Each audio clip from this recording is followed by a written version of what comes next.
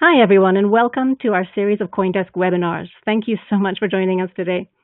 Today, we're going to talk about smart contracts with the focus on their regulation.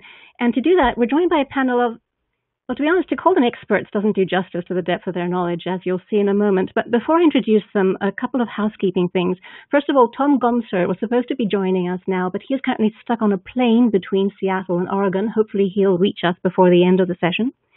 Also, please feel free to send us your questions. You can type them in the box at the bottom of your screen. And I'll do my best to incorporate some of them in the chat as we go along. And if we have time at the end, we'll pull a few more out. And finally, this webinar will be uploaded to our web shortly after broadcast. We'll send you the link by email should you want to listen to it again. I know I will be. So since we have a lot of ground to cover and not much time, let's get started. Amy, I'd like to start with you. You are General Counsel and Global Policy Director for the Chamber of Digital Commerce. Can you tell us about your organization's mission, what you're trying to do? Sure, Noelle, and thanks, and it's nice to be here with you and everyone listening this morning. The Chamber is a trade association. We represent the blockchain industry. So we promote the acceptance and use of blockchain technology. We have over 150 members and growing, operating in all aspects of the industry, so from banks to technologists to exchanges to law firms and consultancy firms. And relevant for today's discussion, we have several working groups that have been looking at these issues. We have a Smart Contracts Alliance and a state working group that have been considering some of the topics that we're going to talk about today. As you mentioned, I head the legal and policy work of the Chamber. I've been a lawyer in private practice for 20 years, advising businesses and financial institutions on cross-border compliance programs, so in particular anti-money laundering and sanctions. When did the Chamber of Digital Commerce get started?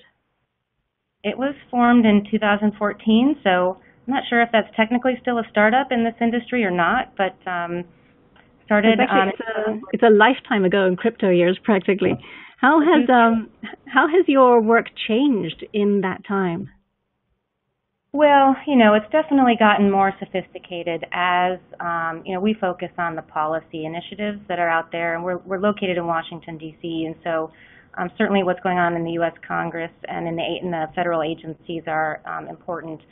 As well as the states, so that's something we'll be talking about today. But so as Congress and the agencies have started to take up consideration of some of the issues surrounding blockchain and virtual currencies, we have also amped up our efforts to educate lawmakers and regulators and advocate where that's necessary to help this industry grow. Margot, you're recognized as one of the world's leading experts on e-signatures. You're currently partner at DLA Piper, where you focus on compliance issues regarding digital signatures and records, and you represent the Electronic Signatures and Records Association. And if that wasn't enough to qualify you as an expert, you began your legal career, if I understand correctly, in the U.S. House of Representatives, where you were involved with the drafting of the e-Sign Act. Can you tell us about the e-Sign Act and when it was passed, how it came to being, and what impact it's had on commerce today? Sure, thank you. The term expert is a little large. So a little bit about my background. I did start on the House Financial Services Committee and was primarily tasked with consumer financial services legislation. I left the Hill and in about 1996 and went into private practice and started representing both technology companies and financial services companies. That is when the internet started to really start, happening, I guess, for lack of a better term. And there were both, we had represented Intuit and Microsoft and GE and Countrywide and a variety of other lenders who said, hey, this is this great new channel, this way to go consumer direct or business direct, and, how can we meet the various statutory and regulatory requirements for writing disclosures, signing requirements, original requirements. So having come up the hill and have, had a public policy sort of mindset, one of my partners and I thought we'd get our clients together to create a trade association, and at the time it was called the Electronic Financial Services Council. And we had, like I said, it was really a combination of both technology platforms offering portal and electronic signature capability, as well as financial services providers. And we spent about a year lobbying for what is now called the Electronic Signature and Global and National Commerce Act. And the concern was, is there legal validity and enforceability to an electronic signature and an electronic record when the underlying law in many sectors, insurance, healthcare, financial services, what have you, the words writing, signing, original, booklet, brochure, paper copy, still are there. So hard to go in and amend every state and federal law. The idea was to create a federal sort of baseline in order to do that. You mentioned the vocabulary, and you're quite right. We are still using those traditional words. Signing a contract. What's your take on the lack of a new way of describing these totally new concepts?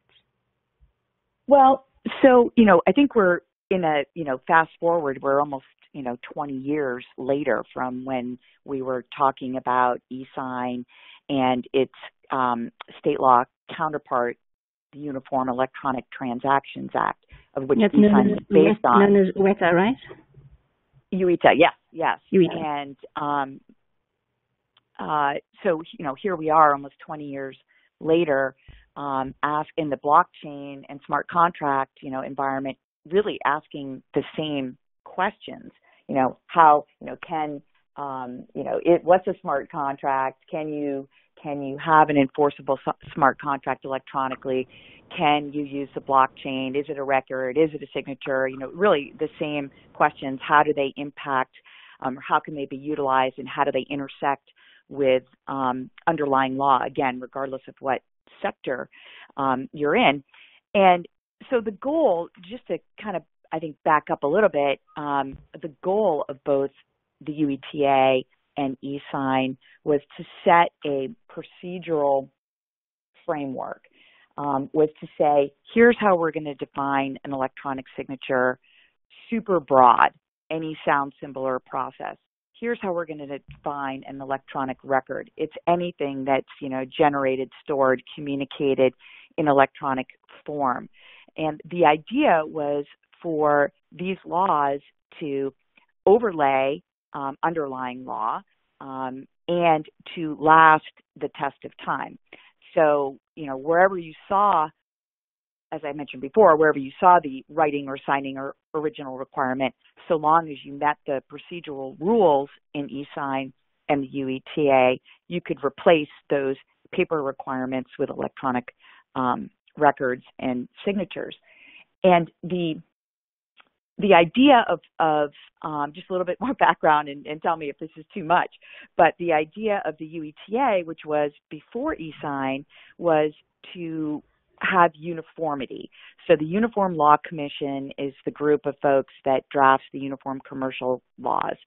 And then the states adopt them, and they can, change them, revise them, tweak them to be more particular to their particular consumer or residents' needs. But the idea is to have uniformity, and especially when you're talking about the internet and e-commerce, borderless medium, and certainly globally, the idea of having different laws in every state would cause a lot of friction.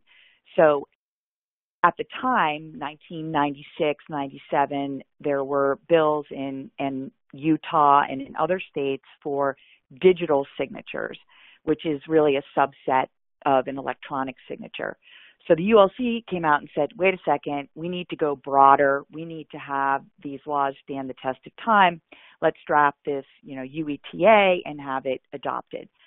So they set forth and promulgated the UETA in 1999. States started adopting it, but they did start tweaking it, and they started providing exclusions and so on. So then you had the federal law, eSign, come in and say, wait a second, here's the law of the land. You can do electronic transactions. We're going to use the same definitions as electronic signature and electronic record. And if a state law, if a state comes in and enacts something that is not the UETA or is not consistent with eSign, then eSign would preempt the state law and be the law of the land. So we have this baseline that's out there to be utilized for electronic transactions. That sounds definitely multi-layered, and I've been scribbling while you've been talking a lot of questions I have about the necessity for the different approaches, but we'll get onto them when we talk about legislation a little bit further along.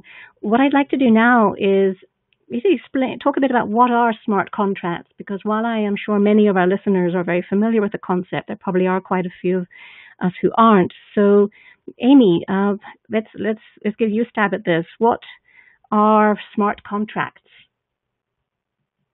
Sure. And, I will just preface this by saying in this industry, blockchain, virtual currencies, definitions mean everything, and usually that is the starting point for any discussion in any area of law that impacts this industry. And so this is no different, and there are a variety of definitions out there from very highly respected scholars and practitioners in this space. So I'll just preface what I'm about to say with that and acknowledge that that exists. From our perspective, a smart contract is computer code that programmatically executes transactions in accordance with predefined terms. So in that sense, it may not actually be smart, and it may not actually encompass an entire contract. It could execute transactions that form a part of a larger contract. And it executes those transactions as instructed by people. It's coded by people. So, to think of an example, you may have a written contract, but you may have a payment mechanism that you decide to put into this executable code that would automatically fulfill upon, some product being delivered. So that's the way we're looking at smart contracts. And just, by way of, they're not specifically limited to blockchain-based technologies. And you can tell from the definition that I used, they don't necessarily have to be based on the blockchain. And, an early example of that was provided by the person who coined the term, Nick Szabo, in 1994. He gave the example of a vending machine. So the coin comes into the machine recognizes that the appropriate coins were paid and releases the requested item. So that's very simplistic. I think it gets interesting, though, with the introduction of blockchain technology, with the kind of distributed, decentralized ledger providing an auditable trail, and all the other characteristics inherent in the architecture of blockchain make it quite interesting. So, there are many future applications that you can think of. Financial services come to mind. I guess one example, I've plenty of examples out there. We can talk about those in detail. But, if you wanted to sell a share and once it hits a specific price, and if it does hit that price, the share is sold.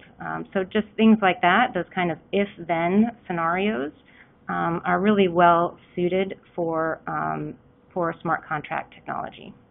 Paying dividends and things like that as well, I imagine, right? Sure, dividends.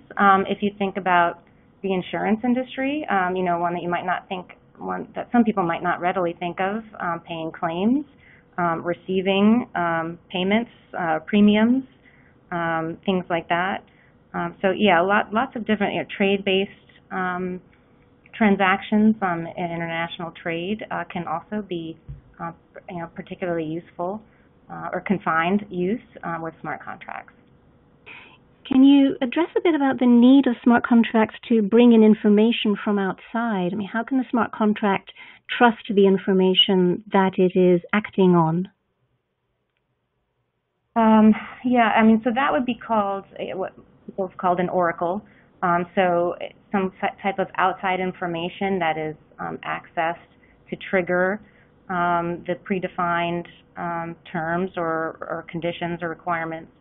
So that would be something, yeah, that is an area that people need to be mindful of to make sure that you're receiving accurate data into the smart contract to the extent you have to go to a third-party source.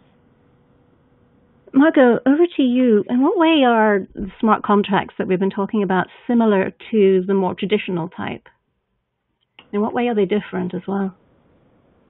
Sure. So, as Amy said, this is getting the definitions right is a process, and including even this weekend, back and forth on the email. What is a smart contract? What do we mean by that? Is it really a contract? Is it not a contract? And is it smart? And is it smart? And is it smart? And how smart is smart? Is it autonomous, deterministic? How far can you go with this definition?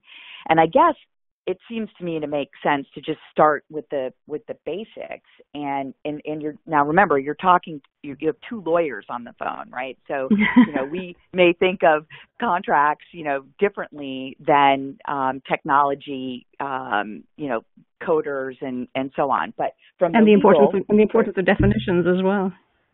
Yeah, no, exactly. And so there needs to be a bridge between technology, experts and legal experts in terms of trying to come up with a definition so that there's nothing, lost in translation and everyone's talking about the same thing. And then I think once we do get there, we're going to know what's in, what's out, and what needs to be changed, if anything at all. So from my perspective, and this is, similar to what Amy just said, but a smart contract is a relationship that may have been established through an interaction of computers or electronic agents. And we'll talk about what electronic agents are in a minute, but or which may be performed or enforced in whole or in part as upon satisfaction of a set of pre-programmed conditions. So a smart contract may need, but doesn't have to have a blockchain. So that first example that Amy gave about the vending machine is a perfect example of where you can have a smart contract that's, you put the quarter in, out comes a Coca-Cola. You didn't need a blockchain for an that. Analog example. Right, an analog. Yeah. So it's not the blockchain that makes it smart. Right. It's not the blockchain that makes it smart. The blockchain is a way to share data, secure data, access data, whether it's immutable or not. I mean, bad data in is bad data out, but it's obviously you can combine both a smart contract and a blockchain, and that's ultimately the goal. And I'll come up with an example of that in a second. But I think it's again, just sort of back to the basics, contracts can be formed by machines, functioning as agents, electronic agents for the parties to a transaction. And an electronic agent is defined under eSign and UITA. I mean, there was a lot of, as I was trying to say before, there was a lot of thinking about these laws, staying for the test of time. And both eSign and UITA define an electronic agent as a computer program or an electronic or other automated means used independently to initiate an action or respond to electronic records or performances in whole or in part without review or action by an individual. Okay, that's really significant. And if you look at, for the lawyers who like lots of words, if you look at the Uniform Electronic Transactions Act, there's commentary that describes and sort of illustrates all the various provisions. And in the commentary, they even talk about electronic agents. Now, remember, this is back in 1998. And they talk about, well, this act proceeds on the paradigm that an electronic agent is capable of performing only within the technological or technical strictures of its preset programming. It is conceivable that within the useful life of this act, electronic agents may be created with the ability to act autonomously and not just automatically through developments in artificial intelligence and so on. So, the way that these laws were drafted were to enable contracting, were to enable the blockchain as an electronic record, and were really, thoughtful in their approach. So, from a legal perspective, it's really a contract is an obligation that's formed by electronic agents. Electronic agents can be computers. They're machines functioning to automate. So to both form a contract, to perform, so to form it, to perform it, and to enforce it. So you can automate the entire transaction. Margo. Oh, sorry. Yeah, go ahead. I was going to insert with that is that you're using the word electronic. I mean, that's what's used in the laws that you're talking about, and it doesn't say electronic but not this type of digital function, or electronic but not blockchain, or electronic but not cloud. The idea is that it encompasses technology broadly as a category, and these kinds of contracting through digital means. So it doesn't specify the type of electronic technology? No, absolutely not. And the whole premise and core value, if you will, to both of these laws is technology neutrality. Electronic, there was this, back in the day, right, in the 90s, it was, digital signatures, and then it went to, well, no, digital signature is a type of electronic signature. So then we started talking about electronic signatures. Now everything's back to everything is digital versus analog, right? It's like the broader term. But in both eSign and UITA, the term electronic is defined, and it means relating to technology, having electrical, digital, magnetic, wireless, optical, electromagnetic, or similar capabilities. I mean, it's super broad. That's quite staggering. That's staggering considering when this was drawn up, and this was back in the beginning of the internet days, to have that division, to leave it as open as possible, knowing that none of us knew where this was going to lead us. Yeah, exactly. So blockchain, right, where we all, there's less definitions for blockchain than for smart contracts. And I think, we spend a lot of time trying to say, okay, you can have both, or you can have one, or you can have the other. The synergies are there, and both of which can be enabled by, I keep saying this, by eSign and UITA. I can give you a good example if you want one in the mortgage industry, where there's been a lot of activity in the digital mortgage space for years, enabling the electronic equivalent of promissory notes and enabling the asset value transfer from party to party.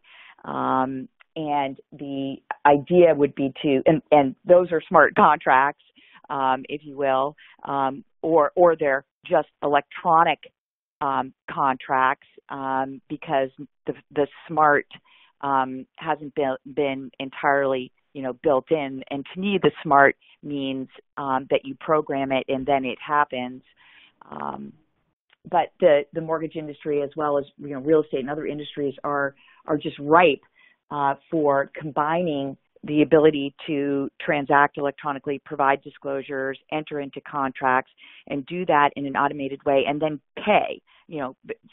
Pay for and send value, whether it's virtual or fiat, in the entire transaction, and have it be put into a distributed ledger, and whether you get into permissioned or permissionless, or you get to choose your consensus partners or not. I mean, it's all right to happen, and it is enabled under the current legal regime.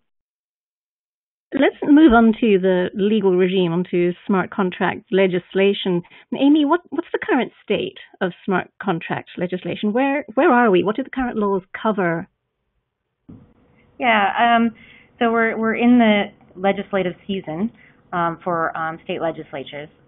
Many of them started on January 1st. So what we've seen is last year Arizona passed legislation recognizing smart contracts. They amended their state UETA law to do that. And we have 5 states by our count, Tennessee, Nebraska, New York, California, and Illinois, that each have some form of legislation pertaining to smart contracts, and doing that by trying to amend their state UETA law, or in the case of New York and Illinois, their equivalent. They take some, their definitions aren't always the same, and the approach that they take isn't, always consistent with the other states. But they're certainly that's the attempt. And what I will say there is, I know that we're taking the position that these aren't needed, but I would like to just kind of recognize the efforts that the legislators in these states are trying to make here, that they're taking steps to support blockchain industry in their states and try to encourage innovation and industry in their states. So for that, we really encourage that. This is, we're just having a discussion with respect to this specific issue of smart contracts. And the vocabulary. I mean, you're quite right. The fact that so many legislators are looking at it legitimizes it even more in the eyes of developers and other legislators. But you mentioned the various states that are tweaking their UETA definition, and tying in with what Margot was saying earlier about UETA was supposed to be uniform. I mean, that's what the U stands for, right? But then the states made their own little adjustments. That sounds confusing, Margot. Why would they do that? Why is it in their interests to have a different definition for certain things and different applicationalities? That's not a word, I just made it up. For this technology, well, not just this technology, any electronic technology, for smart contracts in general, versus the federal approach? Right. Well, I wouldn't think it would be in their interest. Not only does it cause, friction and confusion, and you said it, the U is for uniform, but the way that eSign is structured, to amend the UETA in a way that is inconsistent, especially if it has technology-specific application, could be deemed to be preempted by the federal law. And states typically don't want their laws, preempted by the federal government. So they need to be very aware that anything that they're doing to revise the UETA or to create a state law alternative needs to be consistent with eSign. eSign's very clear on preemption. Anything that is inconsistent, that modifies, limits, supersedes in a way that is going to disturb the uniformity and baseline would be preempted. And again, the core value, as I mentioned before, in eSign and the UETA is technology neutrality. So having very specific definitions that blockchain must be this or smart contract is only this and not that could be problematic. And for those of us, follow up. Noel, sorry about that. But just to follow up, I mean, I think I don't think they're actually trying to do that. I don't think, I think what they're trying to do is what I said before, is to promote blockchain in their state. On the federal level, we're seeing a lot of enforcement actions, some jurisdictional turf wars a little bit as to who has authority over which activities and who should have authority over which activities. And things like, and concerns, from the federal level, it's, in some respects, some negative feedback. And so to me it looks like these legislators are trying to take a different approach and recognize the benefits of blockchain technology broadly, and smart contracts in particular. So I think they're trying, I think that's the point. And then for that, that's the kind of attitude that we encourage. It is just this kind of legal, the very technical legal framework that this happens to fall within could create some unintended consequences. Yeah, and absolutely. I don't think there's any nefarious activity at the state level. It's all about enabling. We address this issue just even outside of smart contracts and blockchain.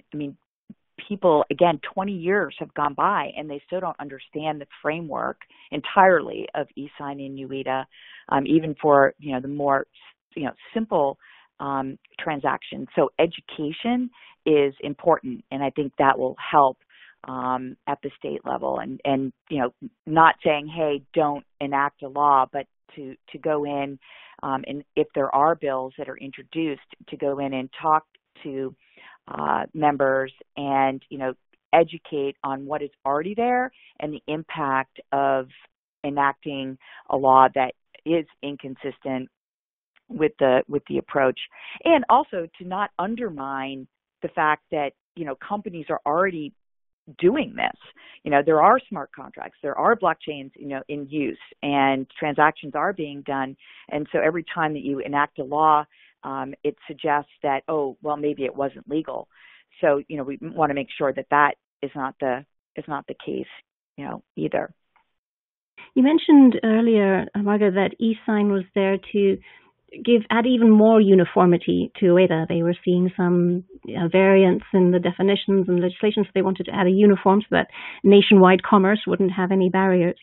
Do you see, is there a possibility that the e-sign might, or the federal government may react to the actions of states, the attempts of states to refine their definitions for this and do so themselves? Yeah, it's a good question. I think it will be a matter of priority. The federal government stepped in, Congress stepped in, and obviously enacted e-sign to slow down and stop the states from enacting inconsistent laws. So, yeah, I guess it's possible.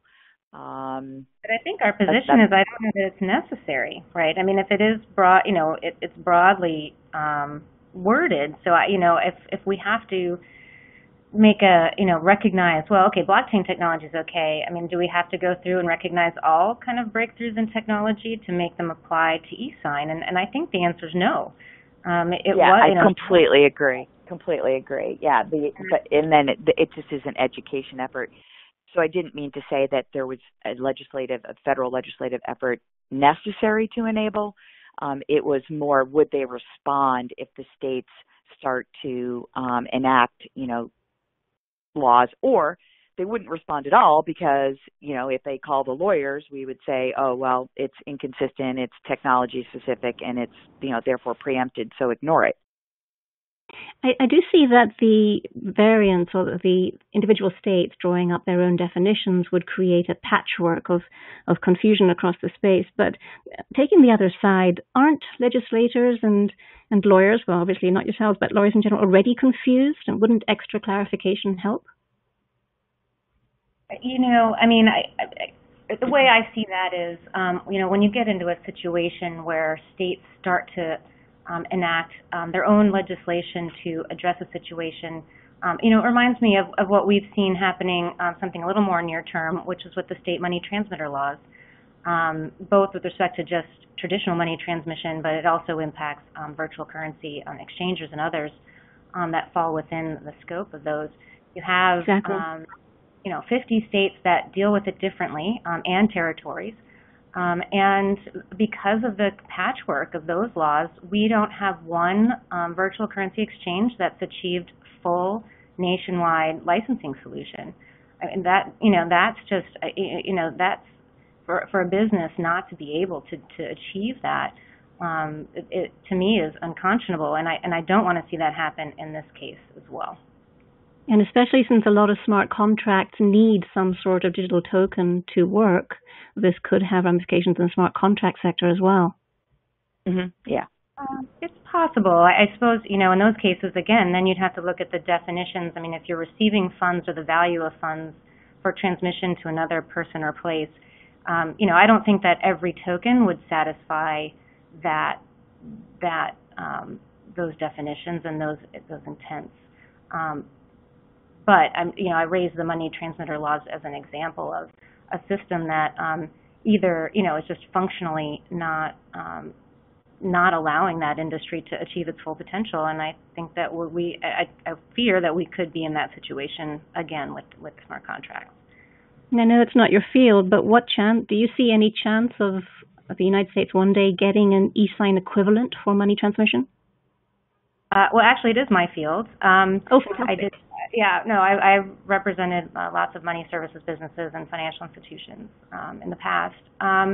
It's possible. I mean, you did see the OCC a year ago under a different comptroller propose amendments to the banking charter licensing manual to recognize a so-called fintech charter.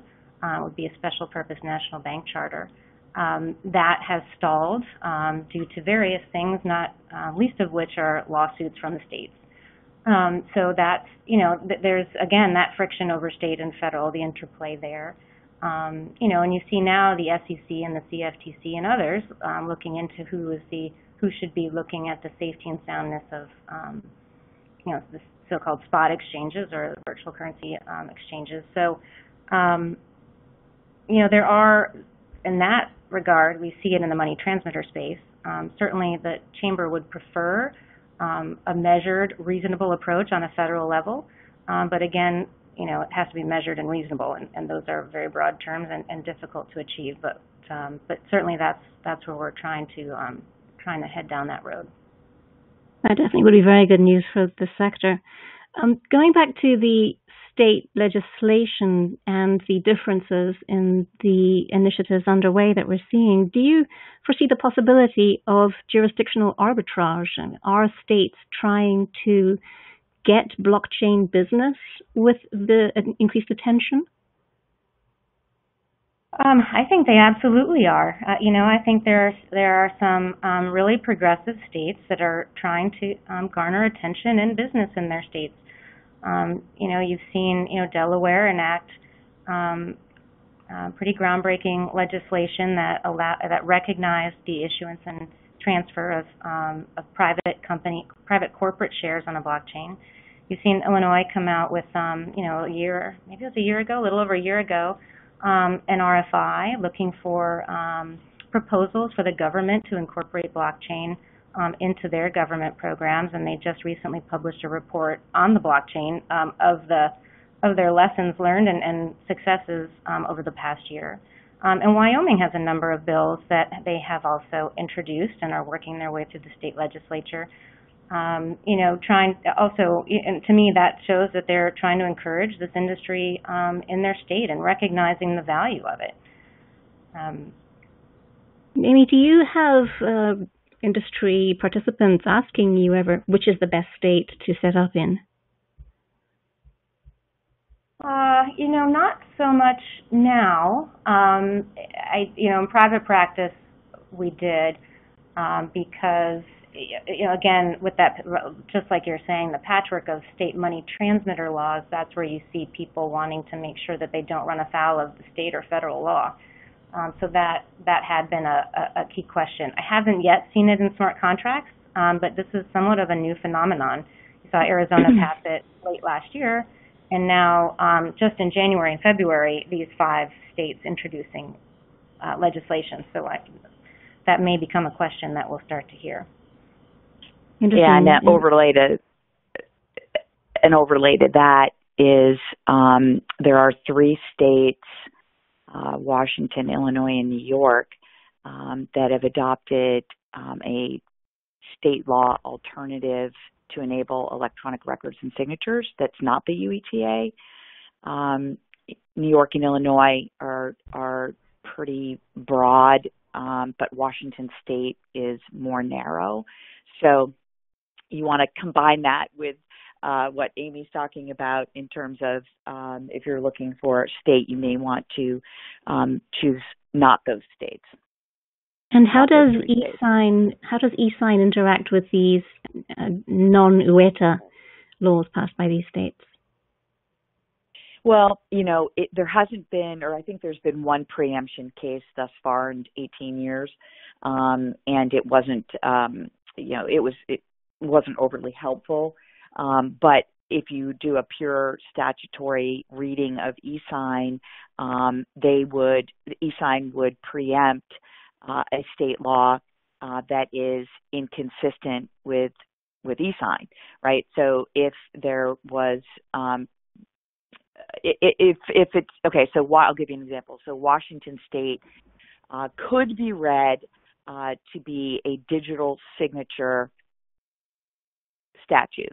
I would argue that it also enables electronic signatures, but it could be questioned. So if you used anything but a digital signature for a transaction in Washington State, Washington State might say, nope, that's not a valid transaction. And then you would look to eSign, and eSign would say, Washington State law is technology specific. It's not neutral. It's inconsistent with the federal law, and so the federal law applies.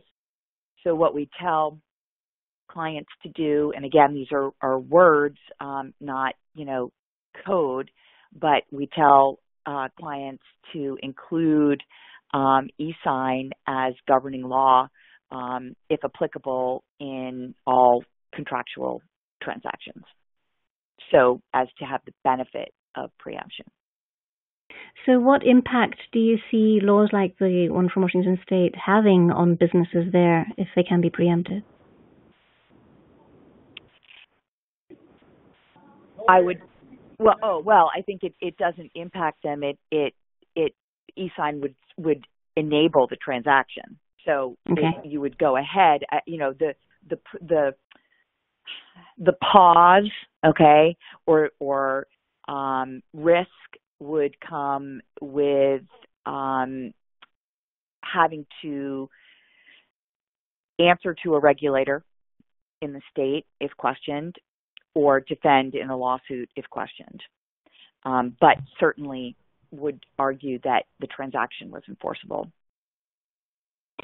I'd like to bring in a bit of the divide between public and private blockchains.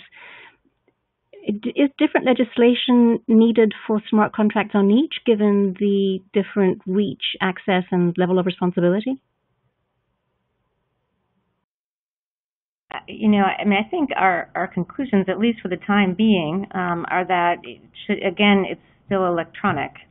And so however you've orchestrated that, it shouldn't matter as long as you're dealing with something that falls within the scope of eSign, so it's electronic signature or an electronic record. I was thinking more of the potential damage that could be done, for instance. So I'll jump in and oh, sorry, Amy, go ahead. I don't know. Yeah, I don't know that at the moment I wouldn't see any distinction. However your technology is structured, it's still technology, it's still electronic. So there really shouldn't be any difference between public or private blockchains in that respect. Okay, because in the end, it's about the validity of the signatures rather than the design of the contracts themselves. Right. Again, it didn't say, eSign didn't say we only work for transactions on the internet, not on intranets. It was intended to be broad, and I think Margot's really done a good job at kind of laying out what the thinking was when that law was originally created, which is kind of refreshing because sometimes we look at laws that are 30, 40 years old and they really don't fit. In this case, this was a bit of a progressive law that did consider that technology may change and tried to make it as broad as they could. Yeah, and the fact that it does encompass what's happening now encourages more development and progress. Right. Right. Moving on to one thing I want to ask. So one thing I want to ask you, Margot, is there anything that is not any potential application of electronic signatures that is not covered by current legislation, e-sign, UETA, whatever? Is there any use case for which e-signatures are not valid?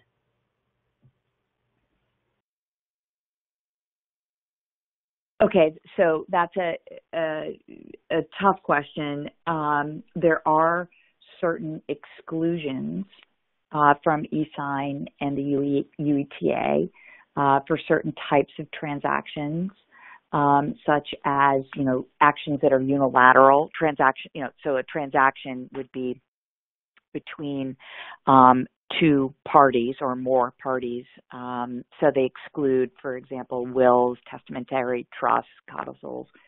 There marriage are contracts. other marriage contracts. Yeah, there are other. Well, I think family law matters.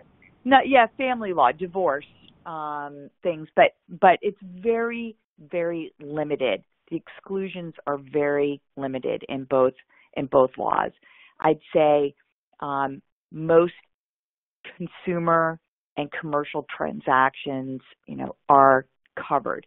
Where there gets to be a little sort of wrinkle around the edges is there are certain, again, in highly regulated industries, there are certain disclosures that are part of a transaction that need to be provided, and that's where there are more exclusions, like bad things are going to happen to you notices, hazardous materials, your home is on the line, your life insurance has been canceled. So it's disclosures and information about the transaction where there are more exclusions rather than, signing the insurance policy or signing a mortgage transaction. And it's hard to imagine how smart contracts would be applicable in those exclusions. Right. The contract is the contract unless you had, smart contracts, there may be instances where the entire transaction, you have some on paper, a hybrid transaction, right, where you have disclosures or legal agreement on paper or, as part of an electronic agreement, electronic transaction, so that would go to the formation where you would have performance of the contract and enforcement of the contract done by code in a smart contract. So the entire transaction would be electronic. The smart part would be the performance or enforcement. So you could do a real estate transaction, you lease an apartment from a landlord. You do that part, in an electronic agreement. That's, you could email with simple, I agree button or reply email or some type of, more complex electronic signature. So you have an electronic record, you have an electronic signature, and you have a code then where, if the renter doesn't pay on time, the landlord, shuts off access to the apartment. And payment is done also electronically. I mean, there's lots of ways that you can do that. So you would have, or you could have the rental agreement on paper. There's all kinds of ways to have, hybrid transactions now, or to go all electronic in the future. And hey, the current Margot, evolution. can you hear me? Yes. Is that Tom? Yeah, this is Tom. Hi, welcome. Hi.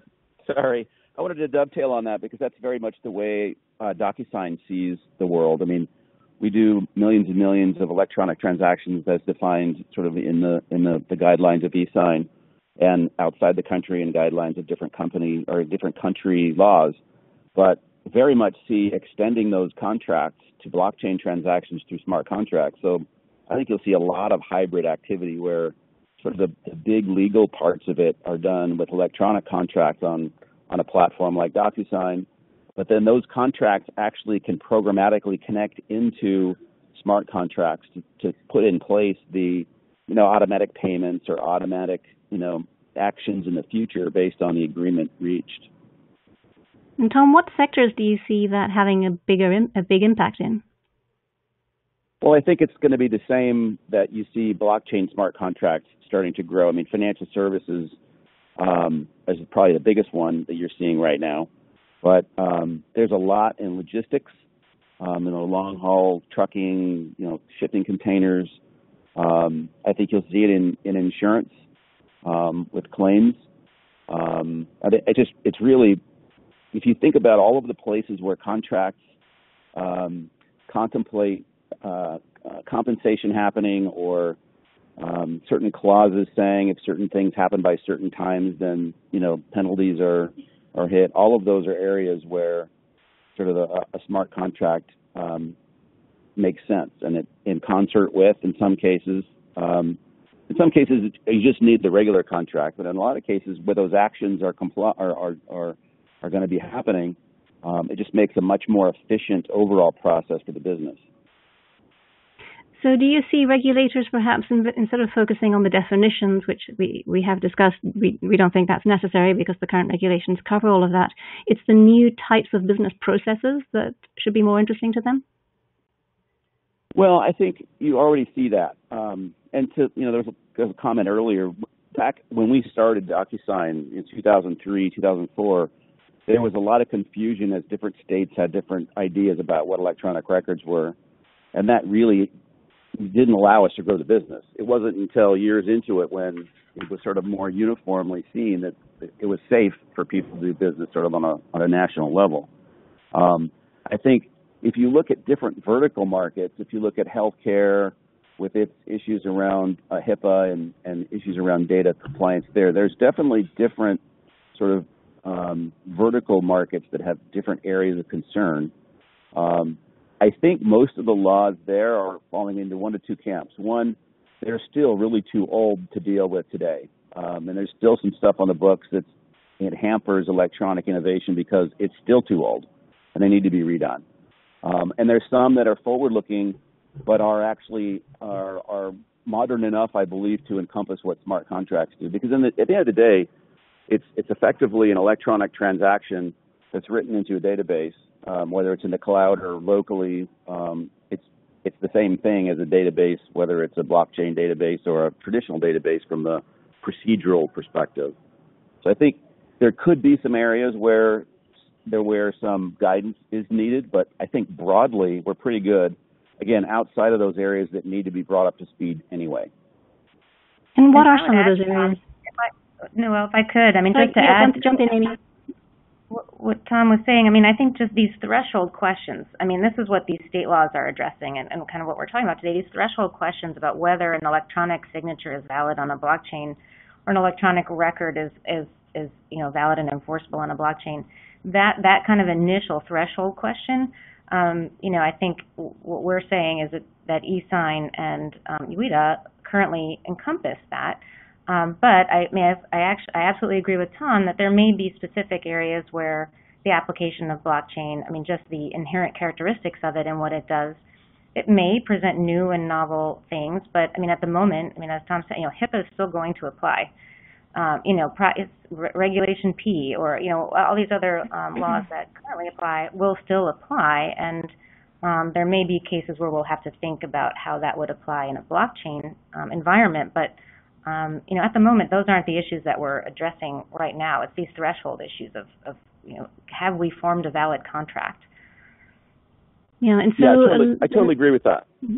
I guess what I'm talking about is there are still some edge cases out there, and I think Margot talked about it with the requirement for some disclosures prior to transaction, where there are some regulations that say if you want to do this electronic transaction, you have to do a paper one first.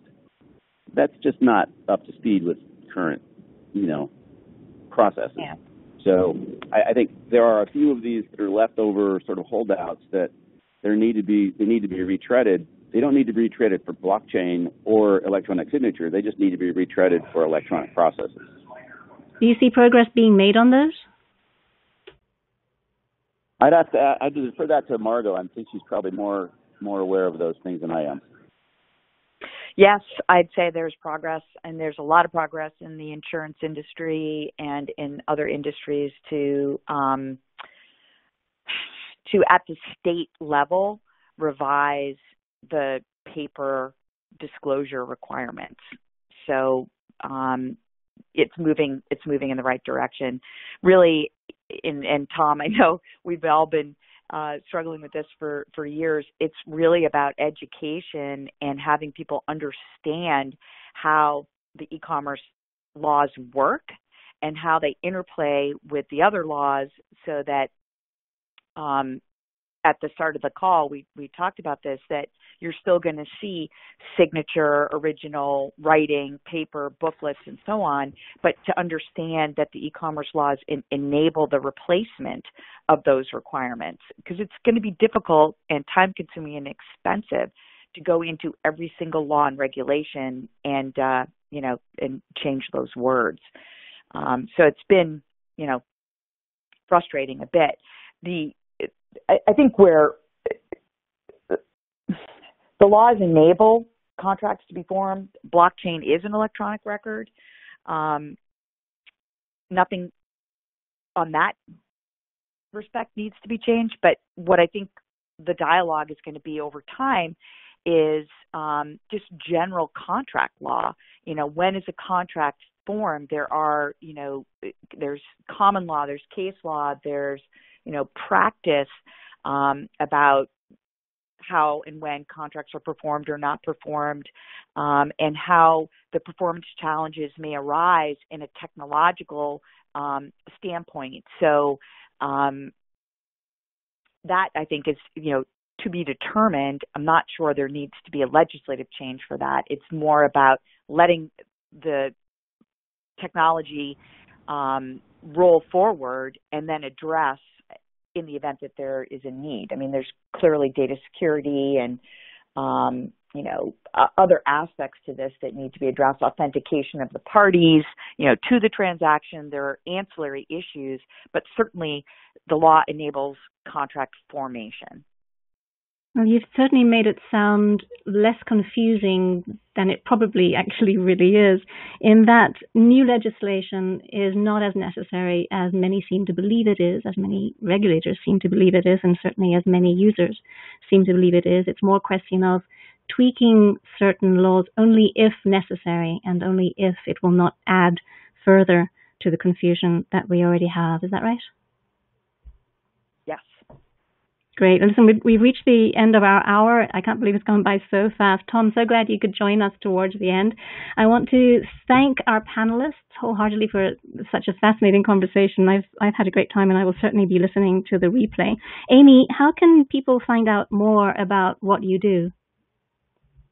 Well, certainly we have a website where the Chamber is online, so you can look at that. We have a number of resources and policy positions there, as well as our working groups, and certainly we'd love you to join as a member, and feel free to reach out to me anytime. Great, thank you, Margot. And how can people find out what you're up to, Margot? Sure. Email is just great. It's margot.tank@dlapiper.com. And Tom, how can people keep up with what you're doing? Yeah, I'm Tom at 7peaksventures.com, and we look at investing in the kind of stuff we're talking about today. I want to thank you all so much, really, for the conversation. You've given us a lot to think about. And I'd like to thank you, our listeners, for taking the time to join us. We really appreciate it. And we're sorry we couldn't get to your really excellent questions, but we do have them saved, and we will be dealing with them in future webinars. Thank you so much, everyone. Have a good day.